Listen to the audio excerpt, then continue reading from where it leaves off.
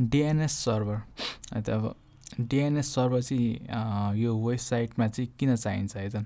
Website भन्नाले हाम्रो वेबसाइटहरू चाहिँ कसरी ह्यान्डल हुन्छ, यो डिएनएस सर्भर किन चाहिन्छ भनेर बुझौँ है त।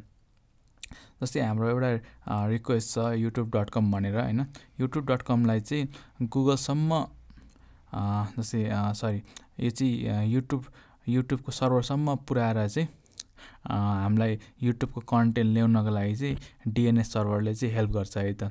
किन भन्दाखेरि हामीले चाहिँ अब youtube.com लेखेको हुन्छौँ नि त, अब youtube.com भनेर चाहिँ डाइरेक्टली चाहिँ त्यसरी केही पनि बुझ्दैन है, त्यो टेक्स्ट चाहिँ बुझ्दैन है त। यो चाहिँ वुमन फ्रेन्डलीको लागि मात्रै हो।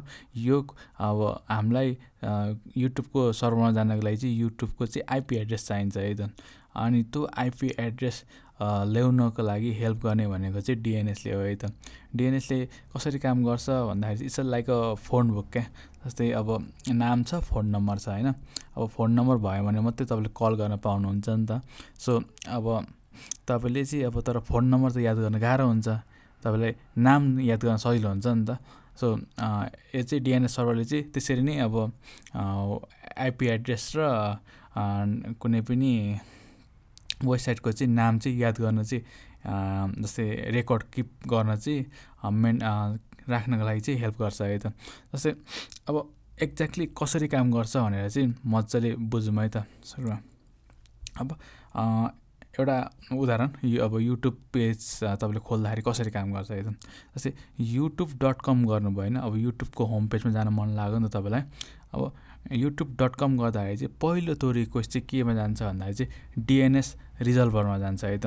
डिएनएस रिजल्भर भनेको चाहिँ के हो भन्दाखेरि चाहिँ यो चाहिँ हाम्रो एउटा आइएसपी भने जस्तो है त। आइएसपी भनेर नेपालमा चाहिँ जस्तै भनौँ न हाम्रो के छ भन्दाखेरि बाइनेट भन्ने छ होइन, वर्ल्डिङ छ होइन, त्यहाँ पुग्छ है त पहिलो रिक्वेस्ट। अनि त्यसले के गर्छ भन्दाखेरि पहिले चाहिँ उसको क्यासमा चाहिँ चेक गर्छ है त।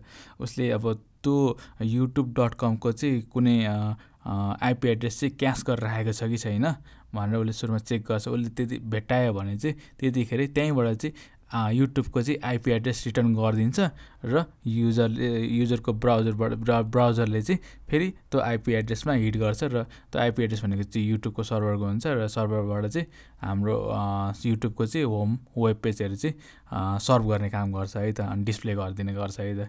यदि त्यो डिएनएस सर्भरमा डिएनएस रिजल्भरमा भेटाएन भने चाहिँ कहाँ जान्छ भन्दाखेरि चाहिँ पहिलो रिक्वेस्ट चाहिँ रुट सर्भरमा जान्छ है त। रुट सर्भरमा के गर्छ भन्दाखेरि चाहिँ अब पहिलो रुट सर्भरले के गर्छ भन्दाखेरि चाहिँ अब उसले चाहिँ सुरुमा चेक गर्छ क्या। अब चेक चाहिँ कसरी गर्छ भन्दाखेरि चाहिँ उसको youtube.com पठाएको छ, अब पछि .comबाट चाहिँ सुरु गर्छ है त चेक गर्न, पछाडिबाट चाहिँ चेक गर्न सुरु गर्छ है त।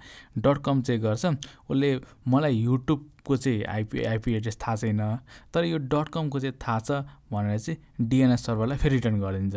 अनि त्यो आइपी एड्रेस चाहिँ .comको आइपी एड्रेस सहित पठाइदिन्छ होइन। .comको आइपी एड्रेस भइसकेपछि .comको हामीलाई सर्भर लोकेसन थाहा हुन्छ होइन। अनि त्यही कारणले चाहिँ उसले चाहिँ के गर्छ भन्दाखेरि अब डिएनएसले चाहिँ फेरि ल मलाई आइपी एड्रेस त थाहा भयो भनेर उसले चाहिँ के गर्छ भन्दाखेरि .comमा चाहिँ .comको सर्भरमा चाहिँ हिट गर्छ है त। यसलाई टप लेभल डोमेन भनिन्छ है त, टप लेभल डोमेन सर्भर भनिन्छ है त।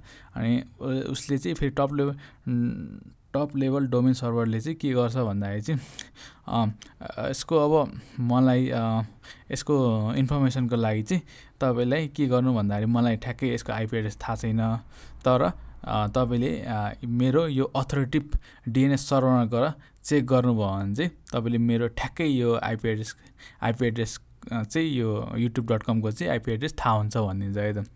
अनि अब ठ्याक्कै उसले फेरि त्यो अथोरिटिभ डिएनएस सर्भरमा चाहिँ पठाइदिन्छ है त। मतलब पठाइदिन्छ भन्नाले डिएनएस सर्भरलाई रिजल्ट बनाएर चाहिँ आइपी एड्रेस दिन्छ अथोरिटिभ डिएनएस सर्भरको, उसको आफ्नो है, अथोरिटिभ भन्नाले उसको आफ्नो अथोरिटिभ डिएनएस सर्भर। जस्तै .comको चाहिँ अथोरिटिभ डिएनएस सर्भरको चाहिँ आइपी एड्रेस दिन्छ उसले। अनि त्यसपछि डिएनएस रिजल्ट फेरि अथोरिटिभ डिएनएस सर्भरमा हिट गर्छ है त। हिट गर्दाखेरि चाहिँ उसले जस्ट यो चाहिँ मेरो youtube.comको आइपी एड्रेस दे भनेर माग्छ है त। अथोरिटिभ डिएनएस सर्भरले चाहिँ सबै उसको त्यो सर्भरको चाहिँ इन्फर्मेसन मेटा इन्फर्मेसनहरू चाहिँ जस्ट स्टोर गरेर राखेको हुन्छ अनि ला भनेर उसले ठ्याक्कै आइपी एड्रेस र इन्फर्मेसनसहित डिएनएस रिजर्भरलाई दिन्छ। डिएनएस रिजर्भरले पाइसकेपछि के गर्छ भन्दाखेरि चाहिँ क्यास गर्छ। क्यास गरिसकेपछि अनि त्यसको युजरको ब्राउजरमा पठाइदिन्छ। ब्राउजरले फेरि अनि युट्युब सर्भरमा चाहिँ हिट गर्छ अनि युट्युब सर्भरबाट वेब पेज कन्टेन्ट लिएर ब्राउजरमा चाहिँ रेन्डर गर्ने काम गर्छ है त। यति प्रोसेसहरू हुन्छ है त डिएनएस सर्भर। सो किन चाहिने रहेछ डिएनएस सर्भर बुझ्नुभयो होला, के रहेछ, कसरी काम गर्छ भनेर चाहिँ बुझ्नुभयो होला। So thank you for that.